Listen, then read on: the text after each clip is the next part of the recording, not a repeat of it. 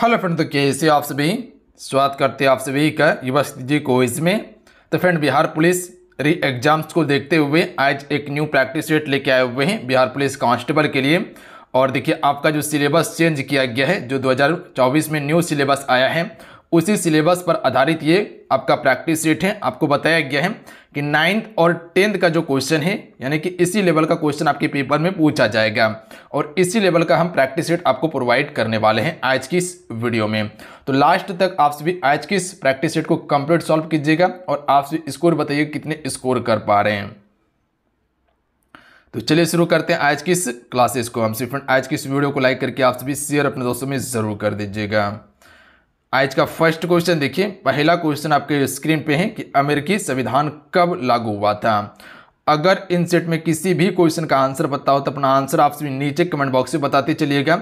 हर question के लिए हम 5 से 6 सेकंड का आपको समय देंगे और लास्ट में सभी कमेंट करके बताइएगा कितने स्कोर कर पा रहे हैं आप सभी। राइट आंसर ऑप्शन नंबर यहाँ पर सी हो जाएगा। 1789 में हुआ था, याद रखिएगा आप सभी। कब हुआ था? 1789 में। अगला क्वेश्चन देखिए, क्वेश्चन नंबर 2 है कि अमेरिकी स्वतंत्रता संग्राम में अमेरिका का सेनापति कौन था। देखिए, अमेरिकी स्वतंत्रता संग्राम सिलेबस में मेंशन किया गया है। Right answer option number D हो जाएगा, वाशिंगटन। आगे चलकर वाशिंगटन अमेरिका का राष्ट्रपति बनता है, जो कि पहला राष्ट्रपति था। अगला क्वेश्चन देखिए, क्वेश्चन नंबर 3 है कि रूसी निकोलस द्वितीय ने अपना त्यागपत्र कब दिया। तो correct answer option number B हो जाएगा, 2 मार्च 1917 को दिया था। कब दिया था? 2 मार्च 1917 को। ऑप्शन में बी करेक्ट आंसर होगा। अगला क्वेश्चन देख लीजिएगा, क्वेश्चन नंबर 4 है कि कैथोड किरणें पर आवेशित प्राकृतिक होती हैं। कैथोड किरणें जो है, इस पर आवेशित प्राकृतिक जो होती है वो किस प्रकार की होती है? ऋण होती है, यानी कि ऋणात्मक होती है।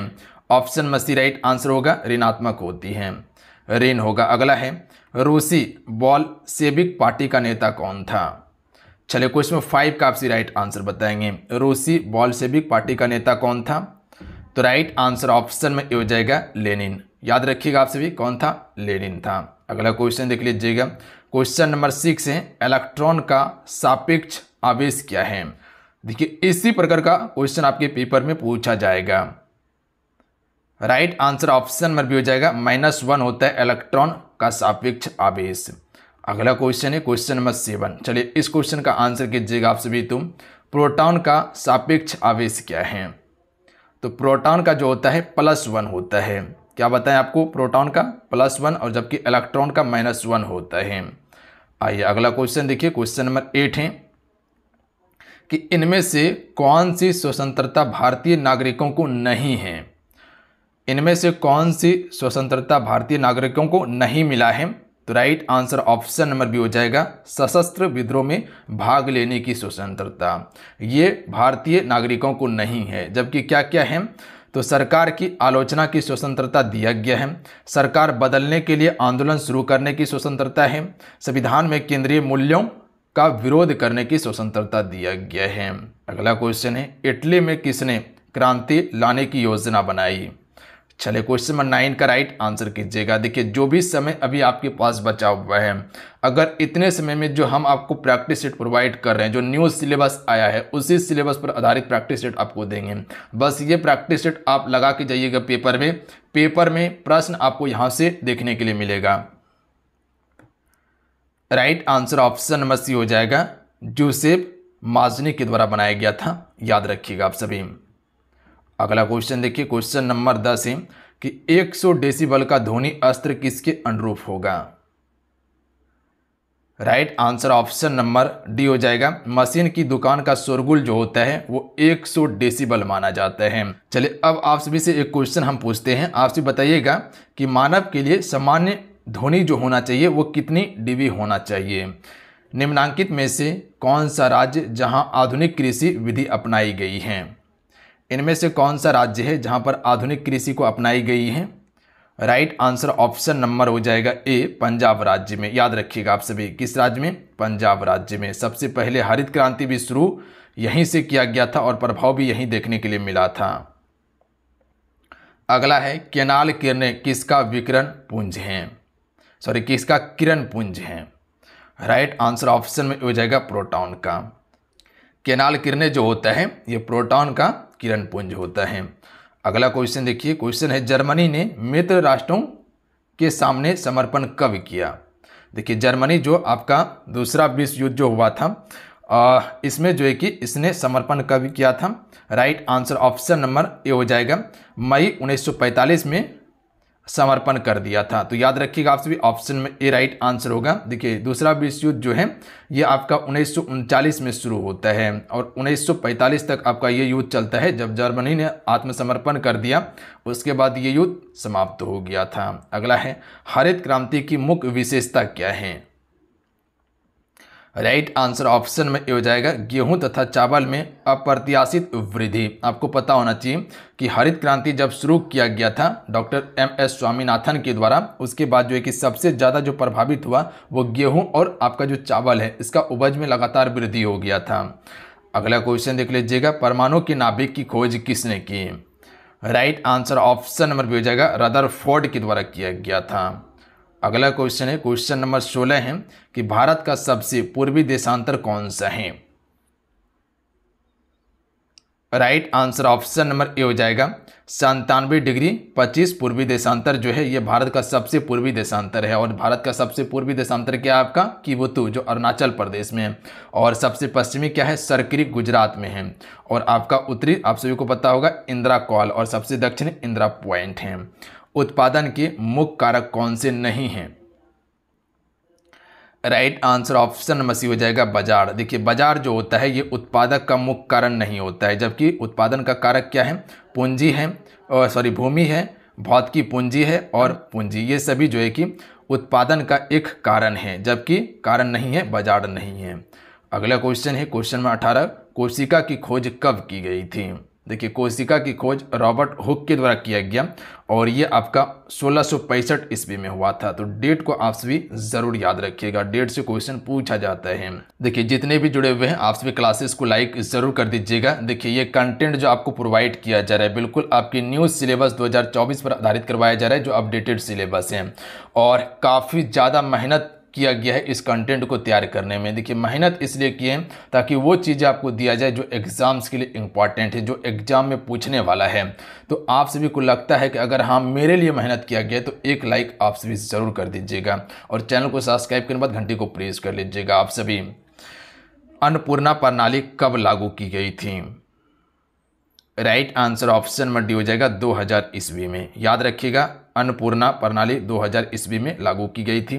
मोस्ट इंपॉर्टेंट क्वेश्चन है। अगला है उत्तरांचल, उत्तर प्रदेश, बिहार, पश्चिम बंगाल, सिक्किम की सीमाएं किस देश को छूती हैं।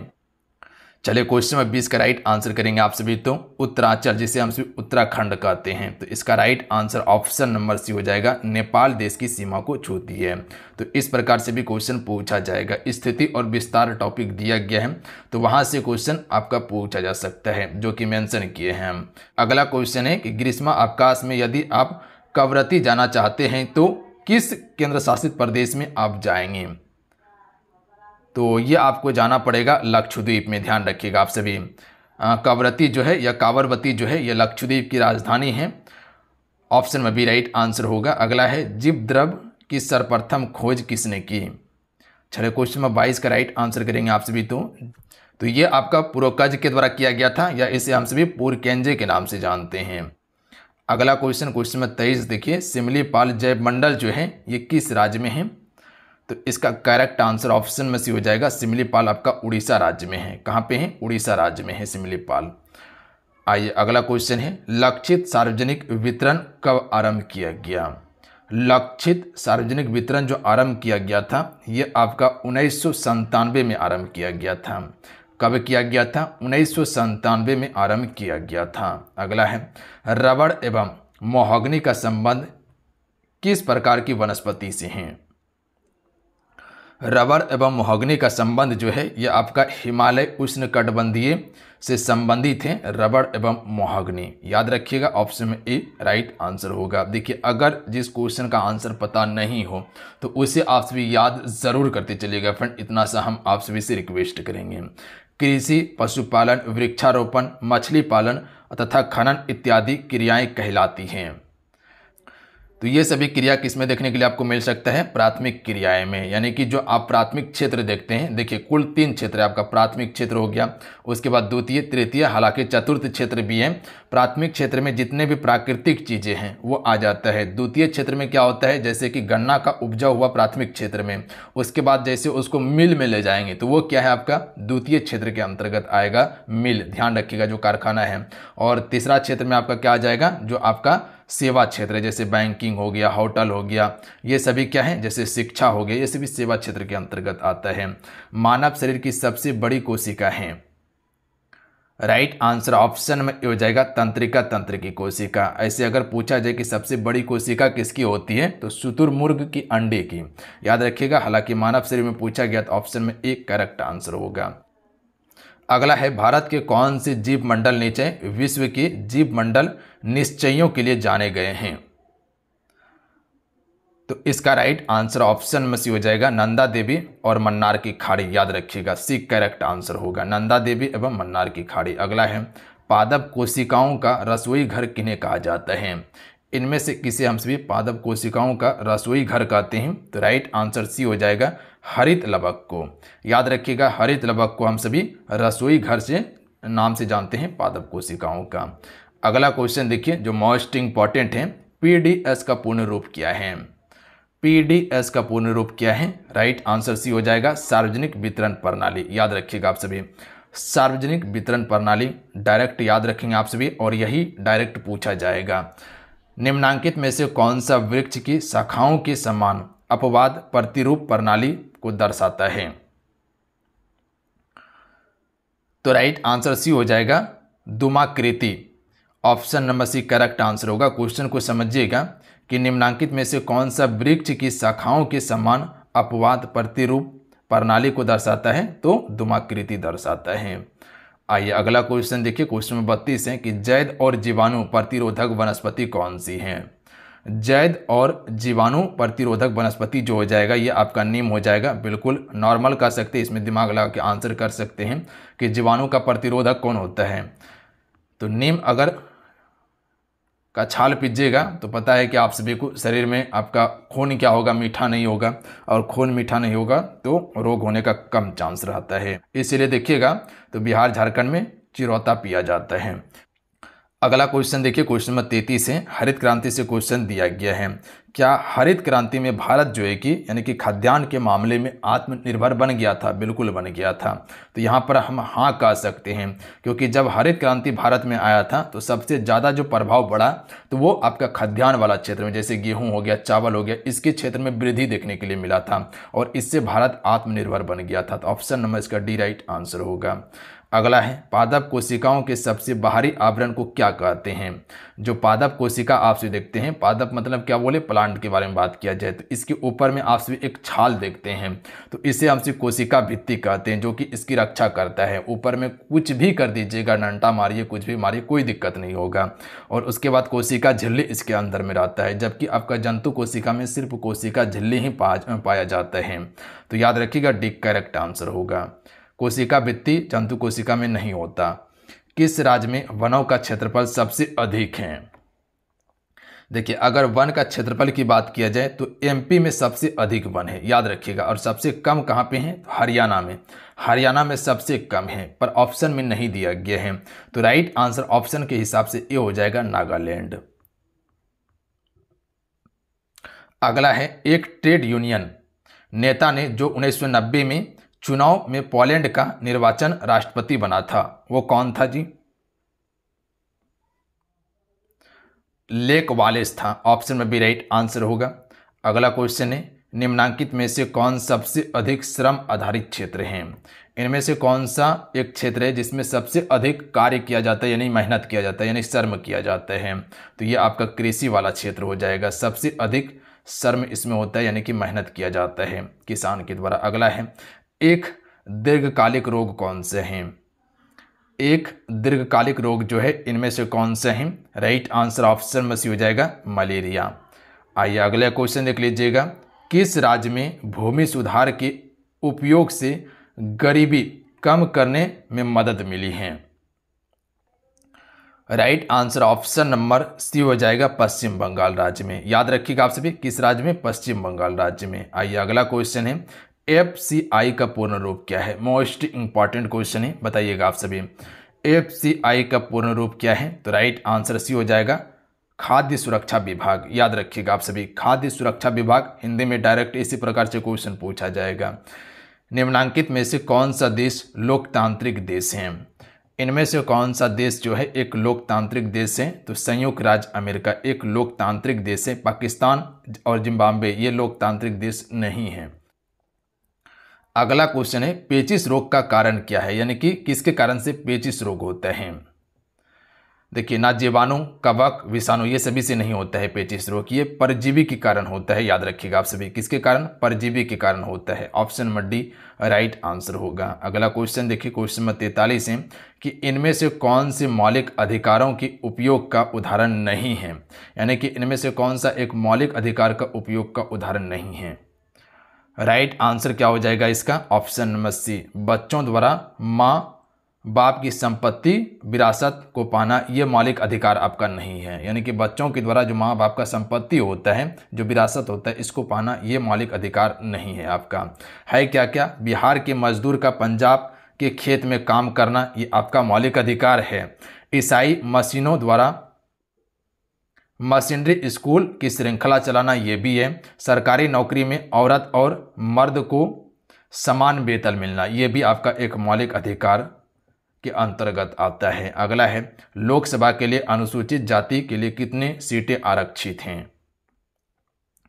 राइट आंसर ऑप्शन में ए हो जाएगा, 79 सीट हैं। याद रखिए। अगला क्वेश्चन है, चुनाव किस प्रकार का लोकतांत्रिक बनता है? चुनाव किस प्रकार का लोकतांत्रिक बनता है? ये सभी प्रकार का, यानी कि चयन का अधिकार का, चयन की स्वतंत्रता एवं निष्पक्ष चुनाव का बनता है। तो option number D right answer होगा। अगला है, भारत में प्रत्येक मतदाता को कितने मत डालने का अधिकार है? तो देखिए, भारत के प्रत्येक मतदाता को मात्र में एक ही मत डालने का अधिकार है। अभी जैसे लोकसभा का चुनाव हुआ तो उसमें सिर्फ आप एक ही मत डाल सकते हैं। ऐसा नहीं कि आप 2-4 मत जाके डाल दीजिएगा, ऐसा नहीं होता है। उसे हम सभी क्या कहेंगे? बोकस कहेंगे। अगला है, किस प्रकार की जनसंख्या अर्थव्यवस्था की परिसंपत्ति है? यानी कि इनमें से किस प्रकार की जनसंख्या जो है वह अर्थव्यवस्था की एक परिसंपत्ति मानी जाती है? राइट आंसर ऑप्शन नंबर क्या हो जाएगा? ए, शिक्षित एवं स्वस्थ जनसंख्या जो है ये अर्थव्यवस्था की परिसंपत्ति मानी जाती है। अगला क्वेश्चन है, चलिए इस क्वेश्चन का आंसर कीजिएगा। BPL कार्ड किसको दिया जाता है? राइट आंसर ऑप्शन में हो जाएगा, निर्धनों में भी जो निर्धन लोग होते हैं उसको BPL कार्ड दिया जाता है। निर्धनों में जो निर्धन होते हैं। अगला है, मानव पूंजी किसका घोतक है? मानव पूंजी जो है ये किसका घोतक है? निपुणता एवं उत्पादक ज्ञान भंडारण का घोतक है मानव पूंजी। ऑप्शन में बी राइट आंसर है। अगला है, भारत में बेरोजगारी अधिक होने का मुख्य कारण क्या है? भारत में जो बेरोजगारी सबसे अधिक आपको देखने के लिए मिलता है, ये कारण क्या है? अशिक्षा है, अस्वास्थ्य है और गरीबी, ये सभी मुख्य कारण है बेरोजगारी का भारत में। तो डी करेक्ट आंसर होगा। अगला है कि भारत के किस राज्य की न्यूनतम प्रति व्यक्ति आय है? देखिए, यहाँ पर अगर क्वेश्चन पूछा जाए कि अधिकतम किस राज्य का है तो वो गोवा राज्य का है। याद रखिएगा, गोवा का अधिकतम है, जबकि न्यूनतम की बात किया जाए तो ये आपका बिहार राज्य का हो जाएगा। दोनों फैक्ट को याद रखिएगा। अगला है, बफर स्टॉक क्या है? बफर स्टॉक क्या है? राइट आंसर ऑप्शन में हो जाएगा, सरकार के द्वारा अधिप्राप्त अनाज का भंडार, ये जो है कि बफर स्टॉक है। ऑप्शन में ए राइट आंसर होगा। याद रखिएगा, ऐसा ही क्वेश्चन आपके पेपर में पूछा जाएगा। अमेरिका के प्रथम राष्ट्रपति कौन थे? तो जैसे कि आपको बताए थे कि अमेरिका का पहला राष्ट्रपति जॉर्ज वॉशिंगटन बनता है, यानी कि ए राइट आंसर हो जाएगा। सप्तवर्षीय युद्ध किन दो देशों के बीच हुआ था? तो देखिए सप्तवर्षीय युद्ध जो हुआ था ये आपका ब्रिटेन और फ्रांस के बीच में हुआ था, यानी कि option number C right answer हो जाएगा। तो चलिए आज कितना है, आज की सेट में कुल हम सभी 54 क्वेश्चन कंप्लीट किए हैं, जिसमें कि आपको history, geography, polity, economy, physics, chemistry, bio का प्रश्न दिया गया था। आप सभी कुल कितने स्कोर कर पाए नीचे कमेंट करके ज़रूर बताइएगा। और आप सभी फ्रेंड आज की सेशन को लाइक ज़रूर कर दीजिएगा। पीडीएफ के लिए आप सभी टेलीग्राम ग्रुप को ज्वाइन कर लीजिए। पीडीएफ वहाँ हम ये वाला दे देंगे जिससे कि आप रिवाइज कर पाइएगा इसको। और आप सभी को बताना चाहते हैं ये प्रैक्टिस सेट आपको पर डे हम अवेलेबल करवा देंगे बिल्कुल न्यू एग्जाम पैटर्न पर, जो वो प्रश्न आपको पेपर में देखने के लिए मिल जाएगा। तो आप सभी इतना सा काम ज़रूर कर लेंगे। तो मिलते हैं। जय हिंद, वंदे मातरम। जो फ्रेंड चैनल पर पहली बार आए थे चैनल को जरूर सब्सक्राइब करने के बाद घंटी को प्रेस कर लीजिएगा। जय हिंद।